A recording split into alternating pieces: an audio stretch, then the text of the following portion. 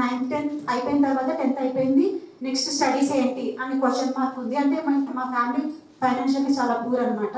ఇంకా next studies ఏంటి అన్న టైంలో వదాన్య జనరల్ సొసైటీ వచ్చే ఒక గవర్నమెంట్ స్కూల్లో తెలుగు మీడియం చదువుతున్న స్టేజ్ నుంచి ఇప్పుడు ఒక మల్టీనేషనల్ కంపెనీలో వర్క్ చేస్తూ నా కాళ్ళ మీద నేను నిలబడుతున్నానంటే అది వదాన్య జనరల్ సొసైటీ అని చెప్తాను. ఈ అవకాశం కల్పించిన వదాన్య జనరల్ సొసైటీకి నేను ఎప్పుడు రుణపడి ఉంటాను. And thank you Vadanya. నేను 9th జాయిన్ అయిన తర్వాత వదాన్య రావడం వల్ల ఈ స్కూల్ ఎలా అయిందంటే బిఫోర్ వదాన్య ఆఫ్టర్ వదాన్య ఇంకా అప్పట్లోనే డిజిటల్ క్లాసెస్ స్టార్ట్ చేశారు అంటే ఇది చాలా గ్రేట్ అసలు. మాకు ఏంటంటే డిజిటల్ క్లాసెస్ వల్ల చాలా సబ్జెక్ట్ నాలెడ్జ్ వచ్చింది. ప్రెసెంట్ నేనేం చేస్తున్నా అంటే టీచర్గా వర్క్ చేస్తున్నాను. రీసెంట్గా తెలంగాణ డిఎస్సి రాశాను, రిజల్ట్స్ కోసం వెయిట్ చేస్తున్నాను.